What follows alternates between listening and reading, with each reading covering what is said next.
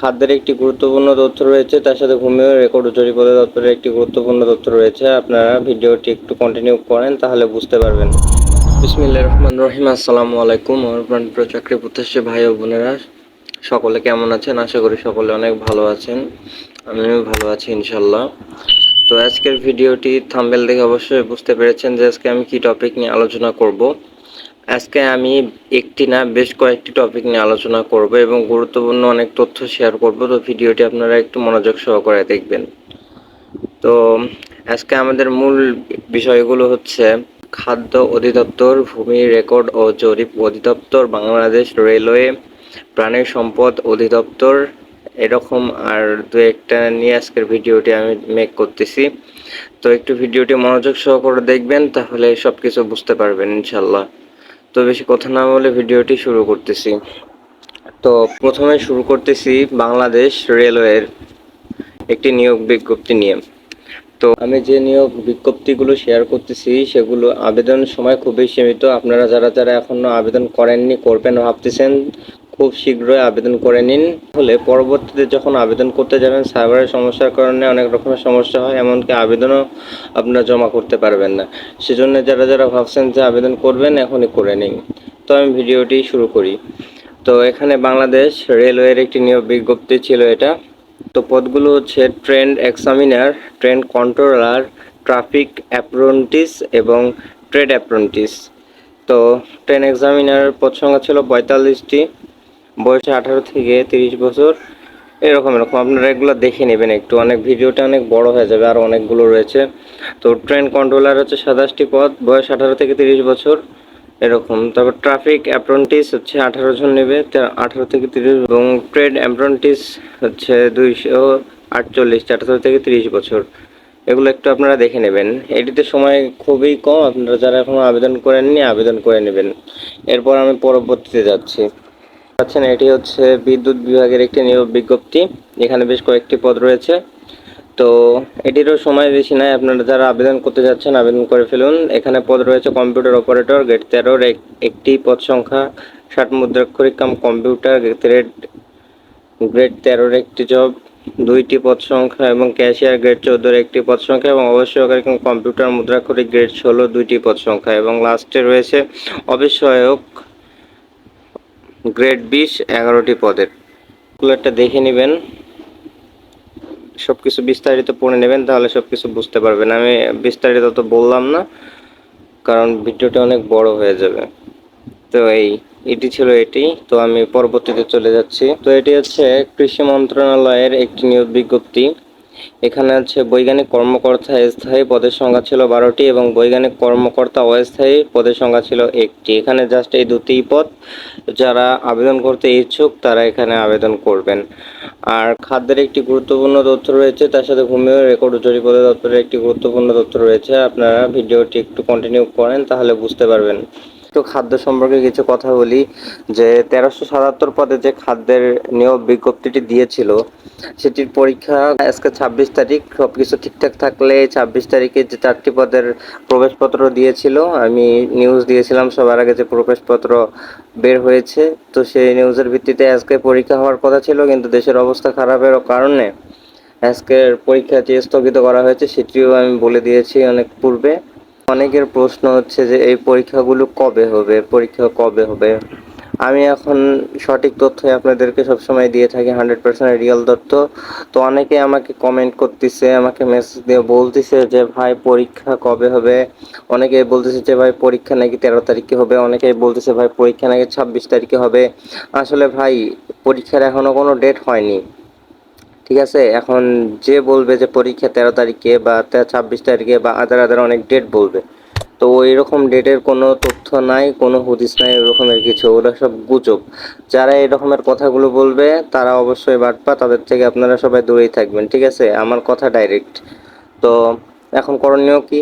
এখন ভাই করণীয় কিছুই না, এখন আমি যেগুলো বলবো এগুলো মন দিয়ে শুনবেন। তো আমার কথা হচ্ছে যে আমি এখন পর্যন্ত যেগুলো নিউজ দিয়েছি, আমি কিন্তু 100% রিয়েল নিউজ দিয়ে থাকি, আমি বলি, এবং আমার কথার সাথে কাজের পরিচয়। তো আমার কথা হচ্ছে, যেহেতু দেশের অবস্থা কিছুদিন পূর্বে খারাপ ছিল, তো বর্তমানে আস্তে আস্তে সে খারাপটি উঠিয়ে বর্তমানে অবস্থা একটু স্বাভাবিকের দিকে এগোচ্ছে।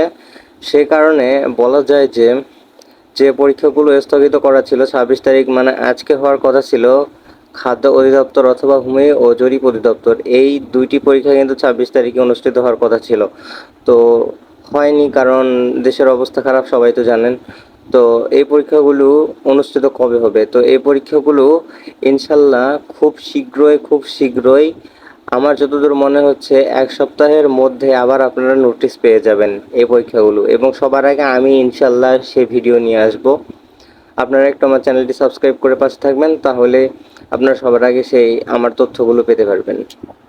তো এখানে আরেকটি কথা, যে আপনাদের কাছে যে SMS গিয়েছিল যে 4টি পদের খাদ্য অথবা আপনার ভূমি জরিপ অধিদপ্তরের, তো আপনারা ওই যে SMS-এ যে পাসওয়ার্ড ও যে কোড ছিল, তো আপনারা অ্যাডমিটটি ডাউনলোড করে রাখবেন। ঠিক আছে, পরবর্তীতে কোনো রকমের সমস্যা যদি না হয় সে কারণে আপনারা এখনই অ্যাডমিটটি ডাউনলোড করে রাখবেন। এবং আপনাদেরকে পরীক্ষার আগে অবশ্যই SMS দিয়ে জানানো হবে যে কবে পরীক্ষা হবে। ঠিক আছে, তো আপনারা আপনাদের একটি করণীয়, সেটা হচ্ছে আপনারা অ্যাডমিটগুলো ডাউনলোড করে রেখে দিবেন, তাহলে পরবর্তীতে কোনো ঝামেলা হবে না। আর পরীক্ষা খুব শীঘ্রই অনুষ্ঠিত হবে, আর খুব সম্ভবত 1 সপ্তাহের মধ্যে ইনশাল্লাহ অনুষ্ঠিত হওয়ার সম্ভাবনা খুবই রয়েছে। তো আপনারা কোনো টেনশন নেবেন না যে পরীক্ষা দেরি হয়ে যাবে, কোনো সমস্যা নেই, পরীক্ষা খুব শীঘ্রই অনুষ্ঠিত হবে। এটি 100% নিউজ, কেউ দিছে কিনা জানি না, কিন্তু আমি বলতেছি যে এটিই হবে। আপনারা আমার কথাটি মিলাই নেবেন, দেখবেন যে এই ডেটেই পরীক্ষা হবে, আমি যেটা বললাম। ঠিক আছে, একটু ধৈর্য ধরেন এবং প্রস্তুতি নেন যে ভালোভাবে পরীক্ষা দিতে পারেন। ঠিক আছে, তো খাদ্য এবং ভূমি নিয়ে এটি ছিল মূল আপডেট। তো যেরকম বললাম সেভাবে কাজ করুন। আর লাস্টে একটি প্রাণী ও সম্পদ এবং অধিদপ্তরের আপডেট রয়েছে, অনেকেই আমাকে বলে যাবে প্রাণী সম্পদের পরীক্ষা কবে হবে, তো সেই বিষয়ে একটি আপডেট দিচ্ছি আমি। তার আগে একটি নোটিশ দেখাই। এই যে এখানে প্রাণী সম্পদ অধিদপ্তরের একটি নোটিশ দেয়া হয়েছে।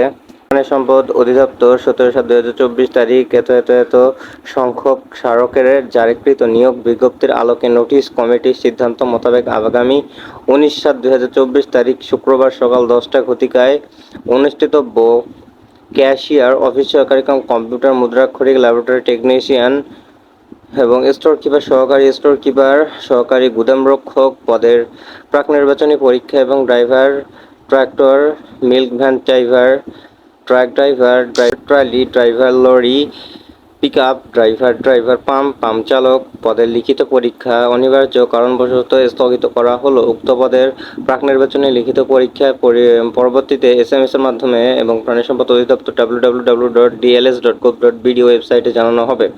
মানে এখানে তারা বলছে যে এই যে এতগুলো পদ রয়েছে, এগুলোর পরীক্ষা অনুষ্ঠিত হওয়ার কথা ছিল গত 19 তারিখে। তো সে পদগুলোর পরীক্ষা এই দেশের অবস্থার অবনতির কারণে এই পরীক্ষাগুলো অনুষ্ঠিত হয়নি, স্থগিত করা হয়েছে। যত সব নিয়োগ পরীক্ষা ছিল, এমনি সাধারণ পরীক্ষা ছিল, যত কিছু ছিল সব ভাই স্থগিত করা হয়েছিল। কিন্তু বর্তমানে পরিস্থিতি কাটিয়ে ওঠার সাথে সাথে সব পরীক্ষাগুলো আবার ইনশাল্লাহ সময় মতো অনুষ্ঠিত হবে।